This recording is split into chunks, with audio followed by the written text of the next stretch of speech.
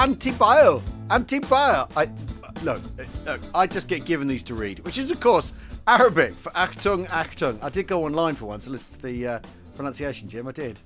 Yeah, no, I thought that was quite. I thought that sounded. It sounded just a bit sort of strangled, didn't it? I mean, it did, but what can you do? I don't know. I mean, but yeah. I mean, I just do my best. Anyway, 80 years ago, and it's very good. Shut up. 80 years ago this week, all manner of things were happening in the world. Erwin Rommel's troops at Halfaya Pass surrendered, meaning he'd lost a third of his forces since the start of Operation Crusader. The Pyrrhic Allied victory. But no sooner had this happened than a convoy docked at Tripoli, providing Rommel with 55 new Panzers, 20 armoured cars, fuel, food, ammo. So he was able to lick his wounds. God, isn't that a reminder, though, of the kind of scale of those offensives? Yeah, titchy. You know, I mean, 55 Panzers is nothing, is it? Yeah. It's nothing. It's absolutely nothing. Meanwhile, Winston Churchill had arrived in the US. I mean, after all, the Allies at the end of the Battle of the Bulge have 7,000 tanks at their disposal to deal with the Wacht am Rhein offensive. 7,900 tanks or something like that. Anyway, things have moved on since 1942. a tiny bit. Meanwhile, Winston Churchill had arrived in the US by plane, a first to meet President Roosevelt, who in turn this week would approve the Manhattan Project. Gosh, every time I think about Churchill getting onto a plane, it kind of, my stomach lurches. I mean, you sort of think of all those people that were killed by aircraft in the Second World War, doing nothing but just being in it, just trying to go from A to B. Yeah, absolutely. Of course, unrelated but worthy of note, Cassius Clay, later Muhammad Ali, was born in Louisville, Kentucky, or Louisville. Is it Louisville or Louisville? Could be either. Welcome to We Have Ways of Making You Talk, the podcast that gives you the news headlines 80 years late. James Holland is here with the weather. Is it a particularly bitter winter, Jim? Let me guess. Well, it's certainly bitter. It's freezing outside and very cold, and yet I've been struggling with my. What I need is that kind of anti de-icer spray for my Citroen. It's the Citroen. Well, the engine is starting brilliantly. The problem is you can't just see anything out of the windscreen or the side windows because it's just so frosted up. This morning it was frosted on the inside as well as the outside. Now, am I right in believing you left the keys in it at a car park the other day and no one stole it? No. I mean, I never lock it ever because there's no point. But I suddenly, when I got back to Salisbury and I got to the station, and I sort of like, where the hell are my keys? I suddenly thought I have no recollection of putting them anywhere. And then I thought, well, I bet they're probably still in the ignition then. Let's hope I haven't run down the battery. Unfortunately, obviously I switched it off. But there they were, jangling away. I love it. I hope I haven't run down the battery, rather than I hope someone has your comment was noted. Consider that. your comment was noted. No one wants to steal it. Of course they want to steal it. They're just too nice. Nice people in Salisbury. Okay, now, look what I got in the post. Oh, really? Yeah, Haynes Manual, Battle of Britain, RAF Operations Manual. Should there ever be another Battle of Britain, I know what to do now. Andy Saunders. Yes, it's really, really good. Andy Saunders wrote this. And he sent it to me. Good then. It's fantastic. It is fantastic. And if people know the Haynes Manuals, the sort of Second World War style Haynes Manuals, they're very, very good. And this has got Andy's sort of customary familiarity with the topic. So there's a bit about crash recovery, salvage and the Coles crane, which was the standard piece of lifting gear used by the RAF. So it goes right down in. It's not just RDF Observer Corps. It's getting deeper into sort of cogs of the Battle of Britain. That rather than necessarily the conduct of it. So it's the RAF Operations Manual. So I'd recommend that. That came in the post on Saturday, and I've just put it back down. Put it that way. Well, Andy's been busy because he's also written a book about Dowding's Dispatch as well. Oh, which is so good. Because there's something really, really interesting about having the whole of a document rather than quotes and snippets. Yeah. The whole of the document, and someone who really knows the subject saying, right, here is this document. And the Dispatch is so interesting. Dowding writes it pretty much after he's been let go. To say and it's the dates that Dowding dates the Battle of Britain in that dispatch that become the dates of the Battle of Britain. Because he makes that very interesting point at the beginning that he says that all date, the date for this is completely arbitrary. If I had my way, I'd say the 3rd of September is the Battle of Britain. Yeah, exactly. Which was the whole premise for me starting my Battle of Britain book in May. Yeah, I know. And having read your Battle of Britain book, I now agree that the Battle of Britain starts in May, rather than getting halfway through going, is this battle ever going to start? Well, you weren't the only person to say that. The cry in the audio booth, anyway, went up. Now, a quick reminder that tickets for our second summer We Have Ways Festival, or Warfest 2 as we call it, are available. So if you go to our website, which is wehavewayspod.com/festival, you can buy your tickets there. There will be day tickets. We're releasing them. We'll be releasing them later this week. Funnily enough, I was a friend asked me at the weekend. A friend said, "Oh, I hear the festival was good fun," and then he got like an hour off me about it. Well, yeah, exactly. And he funny said, you should mention it. Well, and he said, "I'd love to come, but I can't do the whole weekend. Will there be day tickets?" And there will. You were happy to say yes. Yes, there will be day tickets. We'll be releasing them later this week. And his dad was a great railway modeller, so he's actually quietly fascinated about the modelling aspect of stuff. That will be there again as well. I keep thinking next year, but it's this year. It's this summer. It's this year. It's just it feels like next year, doesn't it? But also, we're starting to kind of we're starting to get the program together and have lots of chats and booking things in, and all I can say is it's going to be cracking. Yeah, there's going to be more space for camping this year, and we've got some cracking hardware lined up. To quote Tobin, our tank and vehicle maestro, bigger and better. I mean, yes, and there might be the first semblance of a Lloyd Carrier as well. There might be which is exciting. Yes. So that's exciting. Yes, so we've bought the Lloyd Carrier, haven't we? We bought the Lloyd Carrier. Yeah, now it's now in pieces. It's now assembled, ready for collection. So all we've got to do is clear out the shed in Berwick St John. But Marcus has seen the Marcus Bailey, who's going to be doing most of the restoration work. Our young engineer. He has looked at the photographs, and he is not daunted in any shape or form. Really? No, he goes, well, it looks in pretty good nick to me. I mean, to me, it just looked like a bunch of rust, if I'm honest. But he was pretty confident. He felt there was nothing there that posed any horrors. Brilliant. So there you go. That's very exciting. It's all kicking off. So we might have it in a week or so. Yeah. In its shed. It's really up to getting that shed cleared out. Wow. Excellent. But it's all quite exciting. And we've been having it, and he was saying, what colours are you going to have it in? And and almost I said, well, it's Mark II. It's got to be Northwest Europe, really. Yeah. Because then you have more sort of sexy signs to put on, don't you, by Northwest Europe? Yeah. Yeah. Absolutely. But, you want you. I mean, I don't know. You probably want it to be a Sherwood Rangers. Well, no, I don't actually. I'm very keen on it being 4th Dorset's part of the 41st Wessex Division, but I'm not. On the subject of not least. Which, yes, go on. Well, after last week's pod, we got an email from a regular friend of the show, Roger Pierce, because we talked about. Yes. We did, didn't we? Because I went to Exeter Cathedral and had a look around, and where they have that fantastic graphic of an RAF B-17 flying over Lübeck, which is somewhere near Frankfurt. And then Stuka's being involved in the night bombing of it. Anyway, let's not get hung up on the detail. Yeah. But the Book of Condolence, or the Book of Remembrance, rather, was open for the Wessex Division, and I mentioned that I'd seen this.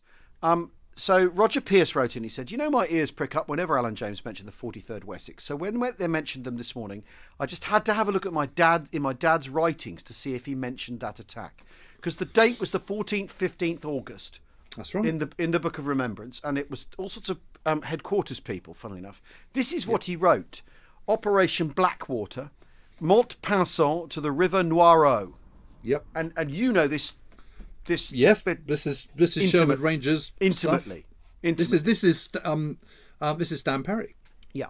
On the 14th of August, we made a battalion attack on Hill 201, which was a large area with hamlets and farm buildings, with woods and hedgerows all over it. A difficult attack. I well remember it because I was slightly wounded on the start line. This is the place where you form up before the attack starts and wait for the support, either artillery or air or both. On this attack, as it was uphill and not thought to be very heavily defended, the tanks didn't go up the hill with us, but stayed at the bottom giving us fire support. Then, at the appointed time, with a cry of "on your feet," away you went. We were mortared on the start line, and I got some shrapnel wounds in my arm. Once action has started, you are not allowed to help a wounded mate, But as we were waiting to go, my mate gave me a hand to put a field dressing on it. The stretcher bearers told me to report to the MO after the attack. The attack on the hill went well. As we got near each hamlet or farm, we had to do a charge, which I found difficult due to my injury, running with the Bren on rough ground and firing it from the hip. It had me over a few times. We took many prisoners who were nowhere near the stand of the SS we had been fighting. The battalion only had light casualties and the whole attack seemed a piece of cake. So, apart from my sore arm, I was quite happy until we dug in on the top, facing a valley, and we soon learned yet another lesson in the realities of war. The 88mm gun fires a high-velocity shell, and the Germans had one across the valley. We quickly learned that you receive the shell before you hear the gun go off, which does not give you a chance to get your head down. We were now getting more casualties from the shelling than we did for the attack. Thanks to Roger Pierce for that. That's amazing. Well, Roger has sent me a copy of his dad's book. Has he? Which I've started reading. Yeah, but check this out. I open it up, have a look in. There, right at the front of the thing and it says, Lance Pierce standing next to a Lloyd carrier. Oh, brilliant! So there you go. Well, then it needs to be 43rd Wessex, doesn't it? It needs to be the Dorset. Yeah, and 4th Dorset, and it needs to be that, in honour of Ginger Pierce. Yeah, why not? And he's a great guy because he's a reluctant Bren gunner. He's a very good Bren gunner in training. Yeah. And originally they're with the Hearts and Beds, and the whole company gets transferred into the 4th Dorsets in June.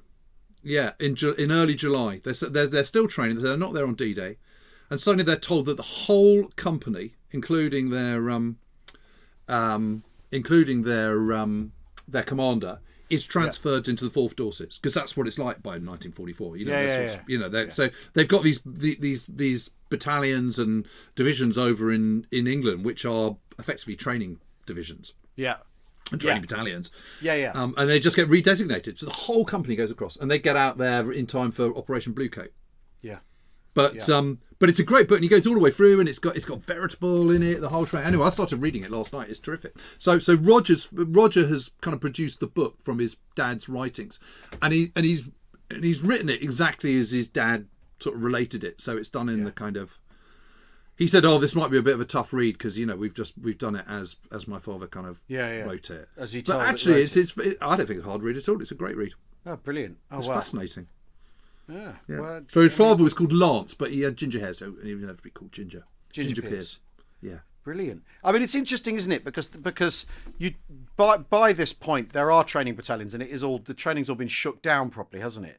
But you've also got, because of attrition, you've got this thing where battalions are sort of simply reformed and gaps are being plugged and all that sort of stuff. So you get this weird thing where for all the army's talk of how the regimental system bonds people together and all that sort of stuff, the regimental system has essentially gone out of the window by this point, hasn't it?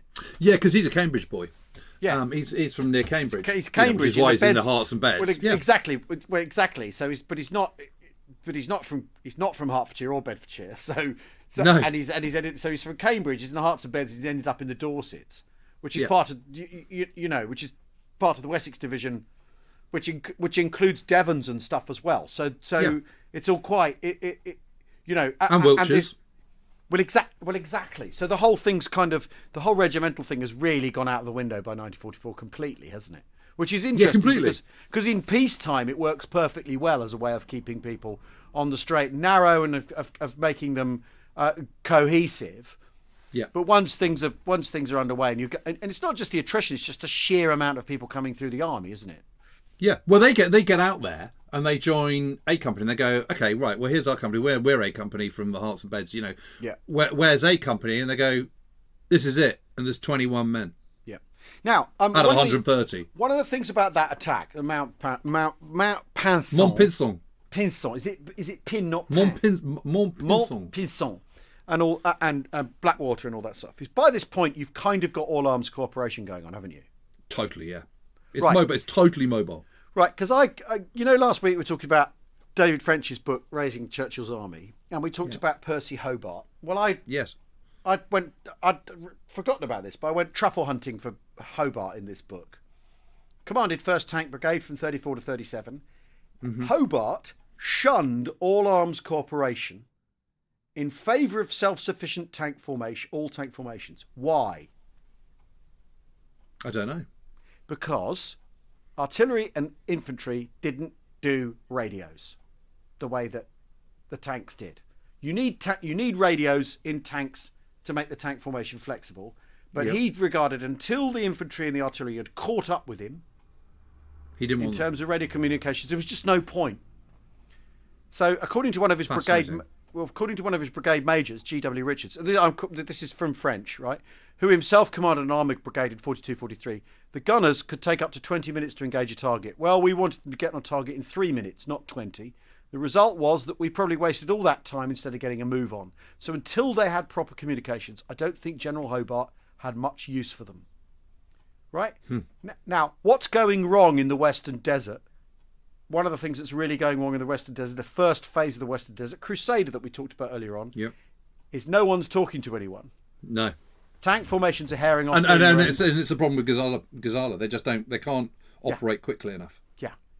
And it's because the RT isn't ready yet. Yeah. And one of the things that French points out is RT is the British are way behind on it. It's a god of the battlefield. And once they figure it out, everything starts to work. And so when you kind of go, God, the All Arms Corporation isn't there, it's to do with the fact that the signalling isn't ready. Do you know what? That makes absolute sense. Because even on someone like Sicily, the reason Hedley Verity gets killed is because the coordination between the infantry and the artillery and the start lines and the rolling barrage, it's all completely out of sync and it's gone wrong, and and that's all about comms, isn't it? Yeah. So until you sort out your comms, it's never going to work properly. But then you also get this thing that some people start to worry, and one of these some people is Monty, start to worry that the problem with radio is it makes people not use their initiative, because what they do is they wait, they radio back, and they go, "What do I do now?" And if you've got officers who aren't being trained to use their initiative, who are being driven in a top-down way because that's the way you've decided to run the army, because you're relying on people doing what they're told. And at one point, Montgomery's worried that the spread of RT in infantry means that infantry officers won't make decisions for themselves, and they sit and wait, and it paralyzes things moving forward. So you've got this weird halfway at battles like Alamein, where the RT isn't quite ready yet. The tanks have all got it, and they're all talking to each other. And we've talked before on the podcast about how complex running one of those nets is, because you've got the troop net, squadron net, whatever, brigade, whatever. You've got all the different plates to spin radio-wise, but then plugging that into infantry. But he said, so there's this idea that no one really knows how to work any of it yet. That's so interesting. This is in David French. This is in David French. And there's this whole business that the British are really, really bad at RT security, and all the Germans have to do is listen, and they'll find out what's going on. Huh. Well, anyway, I just thought another book to read. I just thought I'd bung that in. Thank you. But no, it's the idea that the All Arms Corporation, the reason it isn't happening is because people have thought, well, we can't possibly make this work, so we'll just not bother. But that also goes back to the tankers thinking that they're the future and they don't need the other arms because they've got mobility and firepower on their side, and they're essentially mobile artillery. I mean, but even in the early days, the armoured division is still an all arms operation. Yeah. But the tank brigade that Hobart's created, which is the cadre of training that then is the model that he is then asked by Brooke to roll out, and he forms 11th and 7th and raises both of those. That's the model that's his training environment. And let's not forget how the British Army works is the bloke in charge, it's his doctrine. Yes. So, which also means when you change bloke in charge, the doctrine may all change, but it might not. But it might not. Anyway, that's I just thought that's fascinating. So, which David French book is this? That's Raising Churchill's Army, which is this extraordinary. Oh, this you've got it. Yes, okay, I've got it. I've got to read this. Yeah, you okay, really next do. On the list. Next on the list. Now, what have you been poking? What have you been poking around in, though, Jim? Well, I've been poking around with Jean Moulin and the deaf and who betrayed him and all the rest of it. And do you remember when we had Patrick Marnham on, and his big thing was it was a massive SIS stroke MI6? Yeah. SIS becomes MI6, so it's a bit confusing. Let's just call it MI6 for ease of understanding. But it isn't actually MI6 at that stage. He thinks it's a massive MI6 plot. And the more I think about it, the more I have little concerns about that. I'm not convinced about that. Because the whole point was, he was arguing that it was about drawing troops away to the Western Front, making the Germans think that there was going to be an invasion in France in 1943. But of course, the decision to invade southern Italy, so drawing troops away from southern Italy, wasn't actually made until middle of August 1943. And he's talking about these decisions being made in May 1943. So it's obviously the chronology doesn't quite work. Do you see what I mean? Yeah. He's saying that the MI6 is sorting out this elaborate plot early in, from spring of 1943 onwards. Yeah. But the decision about going into Italy hasn't actually been made. So drawing troops away from Italy doesn't really make any sense. And also, it's just it doesn't make any sense full stop, because MI6 is absolutely up to its neck in the pre-invasion preparations the year before, the following year in 1944. So it is effectively running the show. And what is it? Why would they? Well, my conclusion is that actually it's a combination of things. It's the bigger the resistance becomes, the more holes there are in the colander. Right. So there's more opportunities for security lapses and cock up. Yeah.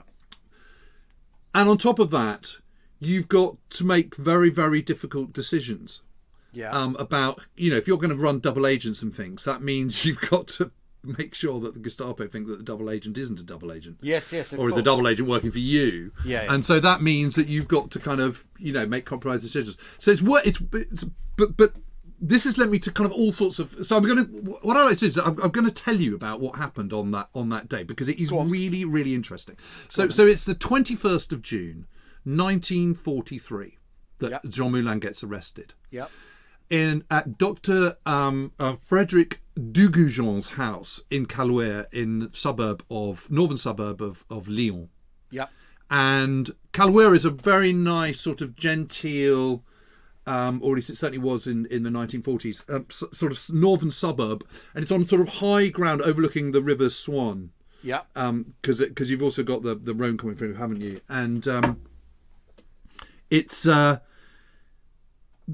the meeting point was going to be made at one of two locations that were kind of earmarked for it, and they make a decision about where it's going to be right up to the last minute. Yeah. And Jean Moulin, his code name is Max. And the interesting thing about Jean Moulin, it's worth just sort of explaining how he gets to be the head of the French resistance at this point. So Jean Moulin has been a regional prefect in France at the time of the fall of France in June 1940. Yeah. And he's down on the Loire, that kind of neck of the woods. And he's a socialist. He's very, very left-leaning. And the Germans want him to sign off that a massacre of a whole load of French civilians was done by Senegalese troops, when it wasn't. It was done by Germans. Yeah. And he refuses to kowtow, so they arrest him. And he tries to commit suicide by cutting his neck, which is why the very few photos you see of him, he's always wearing a scarf. Yeah. And but his suicide attempt fails. He's in prison for a bit, then he gets out, and he's thinking he's going to emigrate to the United States. Right. But he can't get out. While he's waiting for all his visas and all the papers to get to the United States, he travels around France and he looks at what's going on, and he thinks, actually, what this really needs is one person to kind of pull it all together. And he becomes aware of de Gaulle and what de Gaulle is doing in London, even though politically de Gaulle is at the opposite end of the political spectrum to him. De Gaulle's obviously right-wing, he's left-wing. Yeah.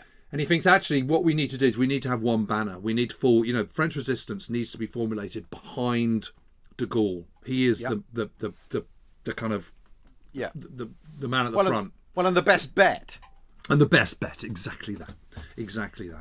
So he then sort of thinks, okay, well, the way to do this is to go around and try and sort of unite everyone and try and get everyone to work together, because the resistance as it is slowly but surely kind of sort of starting to make itself felt, but it's completely disparate. There's no cohesion, there's no coordination whatsoever.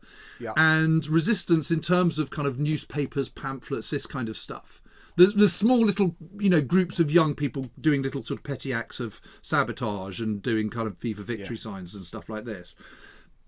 Then there is, and then there are groups. So there's Libération, which was a newspaper before the war, and that comes out as a resistance newspaper, and that is socialist. Then there's the kind of, the Franc Tireur et Partisan, which emerges, which is basically the resistance arm of the Communist Party. So they're all these resistance groups are sort of emerging around existing newspapers, organisations that have already been there beforehand. Existing alignments and interest groups, right?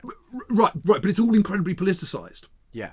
And where it isn't politicised, it's just completely haywire and just pell-mell and all over the place and achieving absolutely nothing. Yeah. So he eventually gets to kind of Portugal and gets to Lisbon and is about to go to the United States and thinks, actually, I could make a difference here. So he hands himself into the British Embassy, who then grill him because they're convinced he's a spy. And eventually persuaded, they then send him over to London, where he then gets interrogated again, and then joins up with de Gaulle. And although MI6 want to run him, he decides to align himself with the BCRA, which is the Free French Intelligence Network, but which is also answerable directly to MI6, SIS. Yeah. So MI6 is completely running this kind of show, really. Yeah. And it's also got. Go on. So you can join any organisation you like as long as it's MI6. Well, everything runs into MI6. That's exactly. Yeah. So that's the bottom line. And does he know that? Does he know that the BCRA is in MI6? Yes, because MI6 is effectively funding it. It's the British government that's funding it, but it's funding it through MI6. Yeah. And so he then gets parachuted over to France and starts his big job of organising everything, and comes back to London a little bit later, has meetings and all the rest of it. And although everyone has fallen in behind him, so his argument, all the different political parties, Liberations go, why are we supporting de Gaulle? He's a right-wing, bastard. And you go, no, look, I'm left-wing and I've done this. We have to do this for the greater good. And he persuades everyone, but the jockeying for influence and power has not been resolved. Yeah. And by May 1943, what he's done is he's announced the sort of Council of National Liberation, which is a political arm of the resistance, and he's also helped create the Secret Army.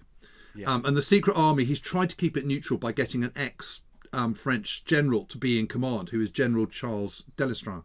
Yeah. And Delestraint is, right-wing politically, but is sort of the neutral party, effectively. Yeah. And everyone gets behind him, and so far it sort of looks to be okay, but the sort of truce between all these different political parties in the French resistance it is quite fragile. Yeah.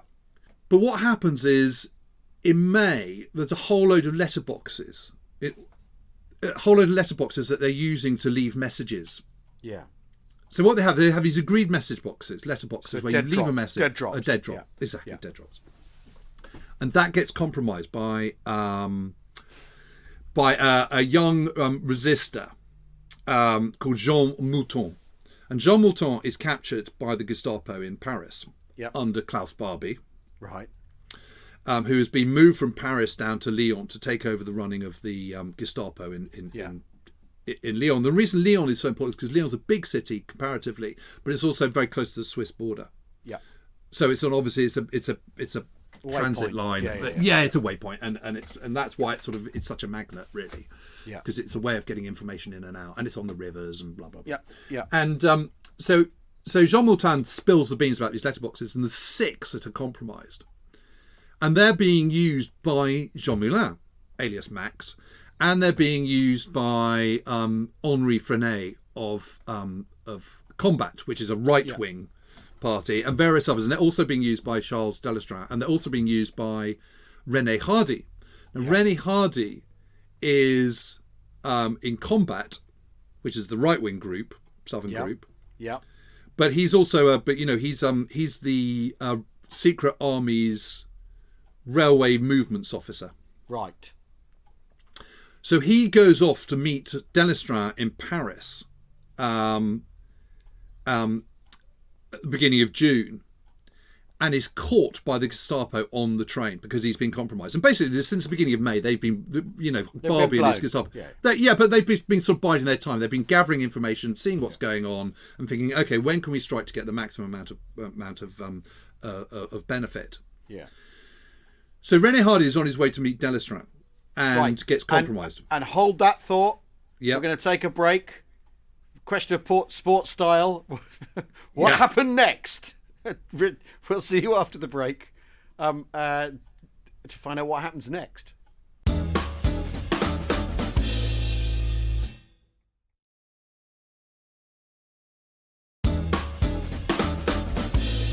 Welcome back to We Have Ways of Making You Talk with me. I'm Murray and James Holland. James, we did a cliffhanger there, didn't we?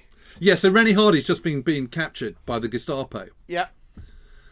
So he gets captured by the Gestapo, and the following day the Gestapo meet with Delestraint, where he's supposed to be meeting René Hardy. Yeah. And he's arrested. Yeah, of course. So that's him gone. Commander-in-Chief of the Secret Army's gone. Yeah. René Hardy is taken back to Lyon, and where he is very heavily interrogated by Klaus Barbie, and then he's released. Oh. And he tells all his resistant friends that he saw the guards and jumped the train. Right. Okay. But there's a sort of a rumour that he's been questioned by the Gestapo and released. There's a suspicion about it. Because that's to be honest, that's the how has Barbie done this? How has he popped open the resistance? How has he found out about these dead drops? What's gone on? So he's found out about it because he has recruited 200 Frenchmen to work for him. So he's got a team of, say 15. Yeah. And he's got 200 French milice and other and informers who are responding to him. And you think to yourself, okay, so why would anyone be in the milice in 1943? What's the point of that? It's only formed at the beginning of 1943. And the reason it's formed in 1943 is because of the Service de Travail Obligatoire, which is the the obligatory work service. You have to they have the Relève scheme, which is announced by Pierre Laval, who is the French Vichy Prime Minister, on the 22nd of June, the anniversary of the armistice, in 1942, and that's a voluntary go and work in Germany kind of thing in exchange for prisoners, and the take up is terrible. So then they make it compulsory at the beginning of 1943. And there's this real fear of takeover of communism. That is what is motivating most French people. Yeah. Really. And it's also that they still believe that Germany's going to win. And it's they don't want to return to the kind of wishy-washy kind of fractious politics of the 1930s. So a lot of people have come around to the idea that actually some kind of dictatorship is a way forward. So I guess that's why they're largely they're collaborating. So when the obligatory service, of course, what happens if you don't want to do that? You have a choice. You either just suck it up and go, or you run to the hill and run to the maquis, with the old scrubland in the mountains, and become a resistor. Run to the hills. But at the same time, the milice is formed, and so you've got this organisation where there's people forming, and they're much more dangerous than the Germans, because you can see a German a mile off, but you don't know whether the person you're talking to. So this sort of air of suspicion just feeds into it. Anyway, Moulton gets compromised and gets betrayed, and he in turn gets, when he gets tortured, he then betrays the letterboxes. Yeah. So they've then so that's how Barbie is able to kind of tighten the noose. But also, you can see how these slips occur because there's just more people involved. Yeah. And the more people there are involved, the more leaks there's likely to be, and the more holes there are in the colander. The kind of the analogy I kind of made earlier on. So suddenly, Jean Moulin is kind of thinking, crikey, we need a new head of the secret army. And so he calls this meeting on the 21st of June to discuss who that's going to be. Yeah. But the problem is Henri Frenet, who is the head of combat, is away. Right. He's in London at the time. Right. And he is very, very keen to be the head of the secret army. Right. Well, and Moulin knows that. Right. Yeah. I mean, that's not. Is that Moulin making a move on him to calling that meeting when he's absent? So. Well, it's you know what I mean. But it's not subtle. You could argue it's not subtle, is it? No, but it gets even more unsubtle. Because you have to think about who he's inviting. Yeah. So he invites André Lassagne, who's one of the leaders of Libération, which is left-wing socialist. Yeah. Then he invites Bruno Larat, who is the air movements officer for the BCRA, the de Gaulle's intelligence service, run by MI6. Yeah. Then he invites one member of Combat, which is Henri Aubry, who is the senior staff officer in the Secret Army, but is a senior player in Combat. And he is the kind of sort of effectively standing in for Freinet. Yeah. Then he's got Albert Lecars, who is from France d'Abord, and he's a retired army officer and logistics specialist. And France d'Abord is another southern resistance group. It's sort of right wing, but it's not overtly so, and it's not as influential. You know, the big three are the Franc Tireurs, Libération, and Combat. Yeah. And Moulin is worried that the right wing is going to kind of get its way. Yeah. So he decides to take Raymond Aubrac with him. Now, Raymond Aubrac has become this sort of legendary resistance figure, and probably sort of only one down really from Jean Moulin. Moulin himself, yeah. And he's actually Raymond Samuel because he's Jewish. Right. And he's a communist, even though he works for Libération. Right. And he has also been arrested by the Gestapo and released. Yeah. So under no circumstances should he have been at that meeting at that stage. No. You know, he needs to be put out to grass for a little bit and kind of prove that he's okay. Yeah. And kept well away from certainly any meeting with Jean Moulin. Yeah. But unfortunately, this is a really, really bad move by Moulin on that front, because Aubrac is clearly a security risk. Yeah. But Paul Benouville, who is one of the other leading Combat people and is the leader in charge in the absence of Freinet, who's in London, sends René Hardy to gate crash it, to make sure that Libération don't get their way. Yeah. And in sending René Hardy, he is breaking all rules. Forget whether René Hardy has been interrogated by the Gestapo or not. You don't send uninvited guests to secret meetings. No, of course not. So it's an absolute recipe for disaster. Then, on the actual day, what happens is Moulin arrives there with Aubrac, which again is you should come alone, and you come a circuitous route, and you don't all arrive at once and all the rest of it. Blah blah. But once you're there at the meeting point, once the start point arrives, no one is allowed to stay for longer than 10 or 15 minutes without the whole. You know, if not everyone's there, you break it up and you do it again. Yeah. But Moulin and Aubrac are delayed by 45 minutes. So the meeting is at 2:15 and they get there at 3 o'clock. And so the five guys plus René Hardy, and everyone's going, what the hell are you doing here? Are all in a room upstairs at the doctor's house, at Dr. Dugoujon's house. When Moulin and Aubrac turn up and the doctor's secretary doesn't realise who they are. So she just says, go into the waiting room, please.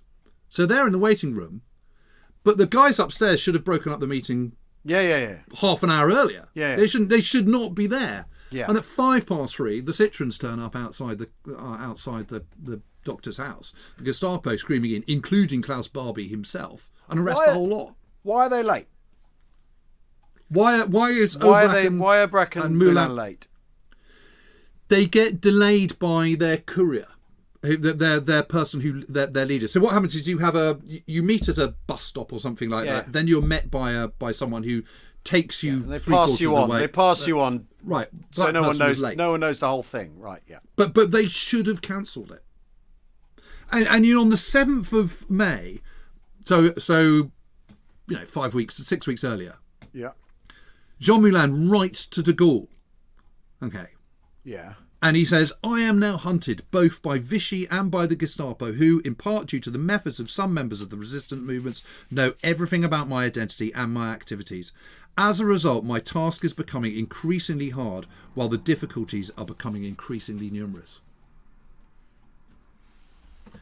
So he knows that the net is closing in. But why make those schoolboy errors? And it's because of it's accumulated stress and strain. It's because he's got to do something about replacing Delestrant. Everyone's around at this particular point, but it's getting loose. But what's really betrayed them on this particular day is it's very probably René Hardy, who was twice tried after the war and acquitted. Yeah. But there's something else going on, which is Claude Dancy, who is the deputy of MI6 and effectively running it, and his Z network. So Z network is in Switzerland, but also operating under the Z group in Switzerland is Victor Farrell, who is an MI6 agent and Z network, Z group one. So he's a Dancy man, and he's based in Switzerland in Geneva. But also Colonel Georges Groussard. Now Groussard is Deuxième Bureau, so the French secret intelligence, which has been dismantled in 1940, but is still going clandestinely. Yeah. And is attached to the BCRA. Right. But is separate from. Yeah. And he and Farrell have been running the PAT network for MI9. Yeah. Which is a kind of escape route thing. Yes, escape route, yeah. But also the Gilbert network, which is nothing to do with SOE, is 100% MI6. Yeah. And the Z group. Yes, because that's MI6 infiltrate MI9, don't they? They're running running stuff through MI9, right? When apparently they're meant to be nothing to do with each other. Yeah, exactly. So Groussard has someone working for him called Edmé Deletraz, and Deletraz is a female courier for the Gilbert network. Yeah. And in April, she is delivering some messages to a dead drop in Lyon for Groussard. Yeah. When she is betrayed, she's caught by Robert Boog. Now, Robert Boog is an Abwehr agent, so the Wehrmacht secret agent, but he's been seconded to the Lyon Gestapo. Right. So he pulls her in and says, right, you've got a choice. Either you spend the rest of the war in prison, or you become a double agent. She goes, well, I'll be a double agent, thanks. Yeah.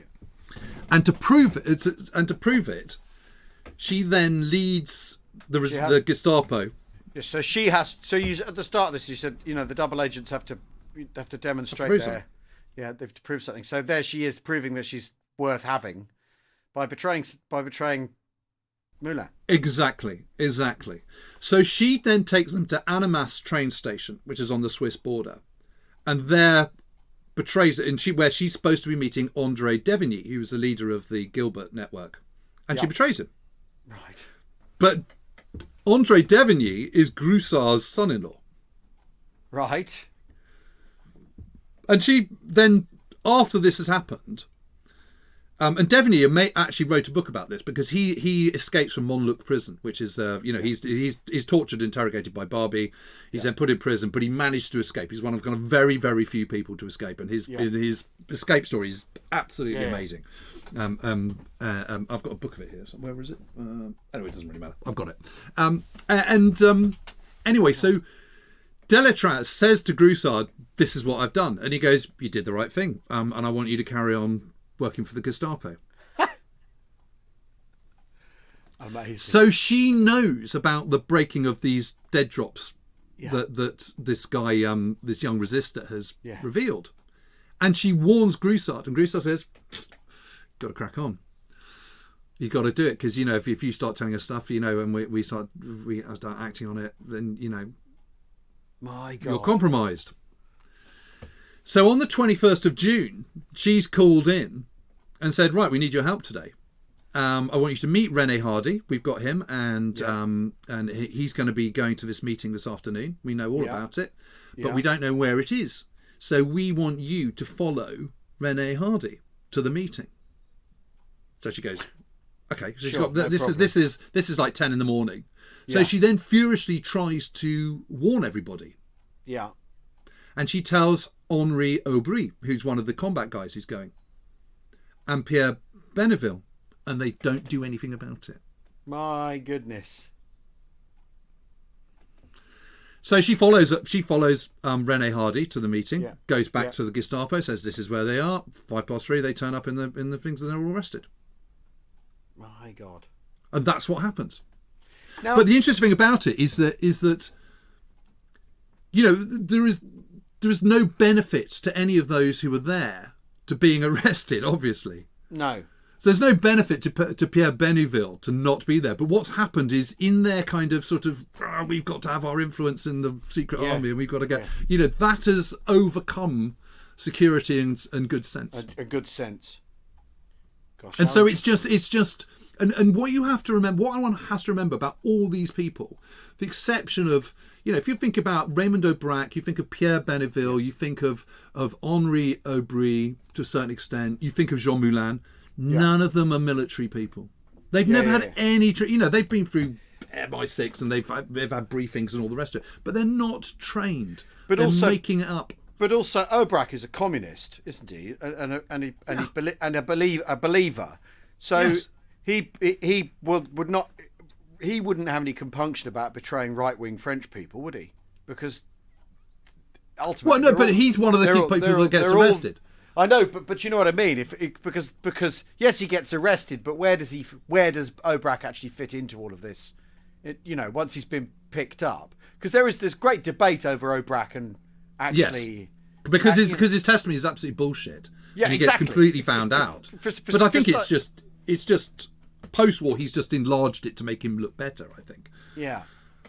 I just think that fundamentally they're just not very good at, Moulin was obviously an incredible person, unbelievably courageous, brilliant at persuading people, brought everyone together. I mean, he is rightly fated.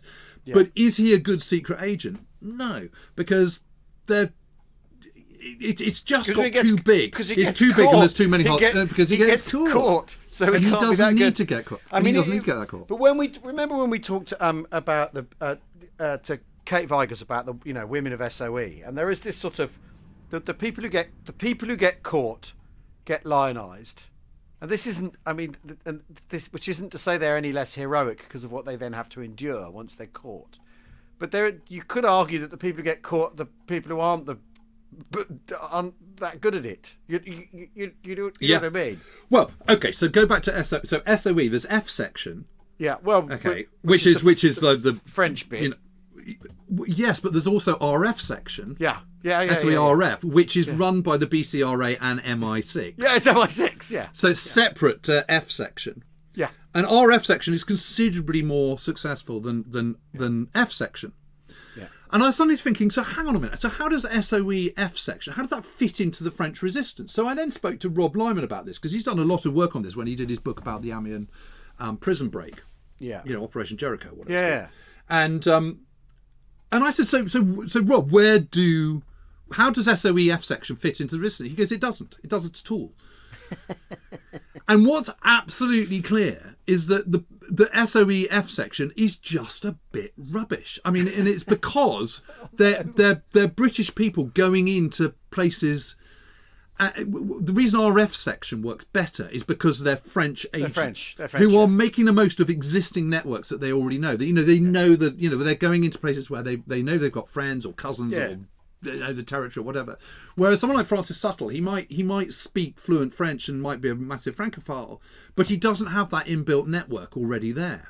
I mean, Suttle was incredibly courageous, incredibly brave, and a very brilliant person. But he can't go stay at his aunt's.